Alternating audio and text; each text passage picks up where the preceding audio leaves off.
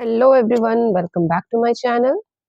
हम आज स्टार्ट करेंगे एक न्यू सीरीज को। पहले हमने कवर कर ली इंडियन पॉलिटी की प्लेलिस्ट, उसके अंदर अप्रोक्सीमेटली 102 टू 3 वीडियोस मैंने कवर की हैं जो कि इंडियन पॉलिटी के सभी आर्टिकल्स को कवर करती है, जो भी इंपॉर्टेंट कॉन्सेप्ट्स उनको कवर करती है। तो अगर आप यूपीएससी, एसएससी या फिर किसी भी स्टेट एग्जाम के लिए प्रिपेयर कर रहे हैं तो उसे जरूर से चेकआउट कीजिए। लिंक मैंने नीचे डिस्क्रिप्शन में दे दिया है।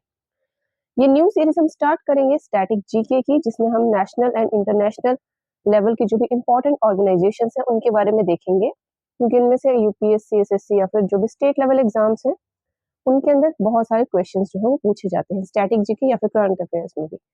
तो फर्स्ट ऑर्गेनाइजेशन जो हम कवर करेंगे इंटरनेशनल इंपॉर्टेंस की, that is United Nations organisation, UNO. इसके जो बेसिक कॉन्सेप्ट है, इंट्रोडक्शन वाला पार्ट हम आज कवर कर लेंगे, बाकी जो इसके प्रिंसिपल ऑर्गन्स है 6 उनको हम नेक्स्ट वीडियो में कवर करेंगे। तो चलिए स्टार्ट करते हैं। यूनाइटेड नेशन की शॉर्ट फॉर्म है यूएनओ। ये एक इंटरनेशनल लेवल की ऑर्गेनाइजेशन है, form to maintain world peace, security and foster cooperation. जो वर्ल्ड की अलग अलग कंट्रीज हैं उनके अमंग पीस, शांति बनी रहे, सिक्योरिटी रहे उनके अमंग, फॉस्टर कॉपरेशन यानी कि एक दूसरे के साथ वो कॉपरेट करें, उसको प्रमोट करने के लिए, मेंटेन करने के लिए एक इंटरनेशनल लेवल की ऑर्गेनाइजेशन बनाई गई है। इसकी एस्टेब्लिशमेंट की गई थी post world war second on 24 October 1945, right. इस पर्टिकुलर डेट को 24 अक्टूबर ईच ईयर जो है यूनाइटेड नेशंस डे के नाम से भी मनाया जाता है। जब इनिशियली इस ऑर्गेनाइजेशन को बनाया गया तो इसके अंदर 51 कंट्रीज थी ओनली, बट एट करंट इसके अंदर 193 मेंबर्स हैं। अब इसके दो ऑब्जर्वर स्टेट्स भी हैं, कौन से हैं? The Holy See plus state of Palestine. ये अभी ऑब्जर्वर स्टेट्स हैं, मतलब कि फुली इसके मेंबर्स नहीं है। नेक्स्ट हम देखते हैं हेडक्वार्टर्स के बारे में। तो हेडक्वार्टर्स है यूएनओ के न्यूयॉर्क सिटी के अंदर। इसके अलावा अगर हिस्ट्री का हम देखें इसकी, तो कुछ एक इम्पोर्टेंट स्टेट्स हैं जो कि बहुत ज्यादा इम्पोर्टेंस की हैं और एग्जाम से पूछ लेते हैं कि किस किस तरीके से जो यूनाइटेड नेशंस था वो बना था, कैसे कैसे डेट्स में। तो फर्स्ट इज 1920। ये इस दिन क्या हुआ था इस पर्टिकुलर ईयर में? The League of Nations establish first global organisation. League of Nations थे, राइट, ग्रुप्स। उन्होंने एस्टेब्लिशमेंट की थी फर्स्ट ग्लोबल ऑर्गेनाइजेशन की। 1941 के अंदर क्या हुआ था? World War two. ये सभी को पता होगा, हिस्ट्री में आता है ये। तो 26 कंट्रीज जो थी अमंग वर्ल्ड, उन्होंने साइन किया था अटलांटिक चार्टर के ऊपर। चार्टर एक डॉक्यूमेंट होता है फॉर्मल, राइट, उसके ऊपर साइन किया। 1941-45 के अंदर जब वह यूनाइटेड नेशंस की एस्टेब्लिशमेंट हुई थी, यूएन फॉर्म हुआ, राइट, ये हमने ऊपर भी पढ़ लिया।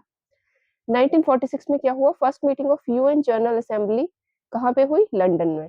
अब ये वाले जो फैक्ट्स हैं स्टैटिक जीके में आपको जानना बहुत जरूरी है, इन्हीं में से क्वेश्चंस पूछते हैं, तो आप इन्हें रिमेंबर कर लीजिएगा याद से। 1947, देखो एक एक ईयर का डिफरेंस है मैक्सिमम इन ईयर्स में, बस यहाँ पे ज्यादा डिफरेंस है, इसमें 4 ईयर्स का है, बाकी 1 ईयर्स के हैं।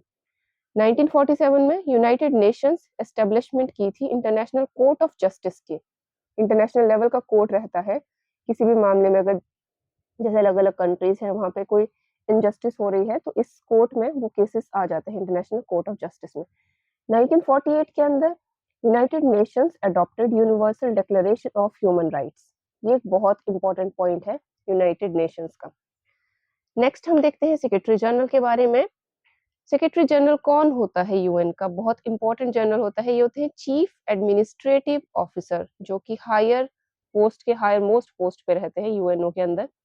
करंटली कौन है? एंटोनियो गुटेरेस, ये पोर्टुगल से है। आपसे ये क्वेश्चन भी पूछ सकते हैं एग्जाम में कि जो एंटोनियो जी हैं ये कौन से पर्सन है to hold this particular position of secretary general. तो ये 9th पर्सन है टू होल्ड दिस पोजीशन, और ये सेकंड टाइम बने हैं सेक्रेटरी जनरल, पहले भी बने थे। अभी जैन फर्स्ट से लेकर 2017 से लेकर करंटली यही है secretary general of UNO. Functions के बारे में देखते हैं यूएन के।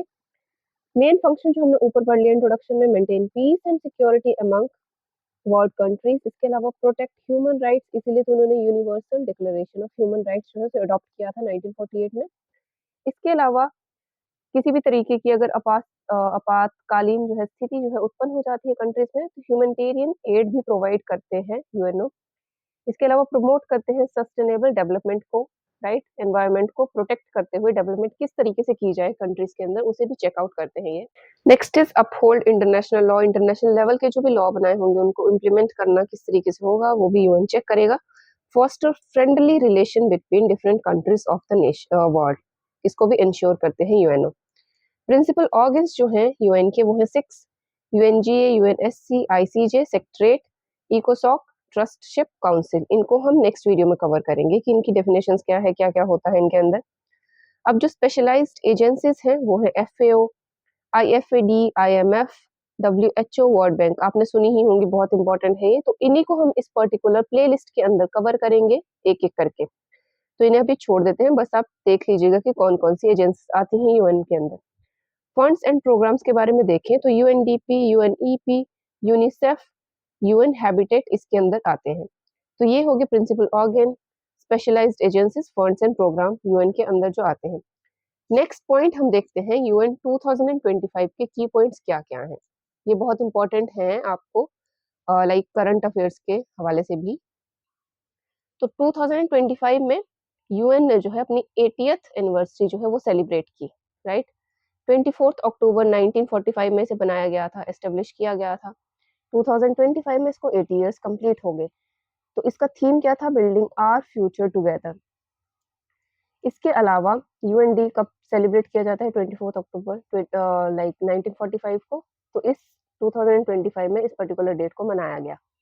जो 5 परमानेंट मेंबर्स हैं यूएन सिक्योरिटी काउंसिल के, वो कौन है? USA, United kingdom, Russia, China and France. ये जो है परमानेंट मेंबर्स हैं काउंसिल के। फोर्थ पॉइंट कहता है मेन डेवलपमेंट फ्रेमवर्क सिंस 2000 से लेके अभी तक कौन कौन से इन्होंने बहुत इंपॉर्टेंट से फ्रेमवर्क जो है ना किया या फिर काम कराया उसके अंदर। तो फर्स्ट है मिलेनियम डेवलपमेंट गोल्स, एमडीजी बोला जाता है इसे, 2000 से लेके 2015 तक।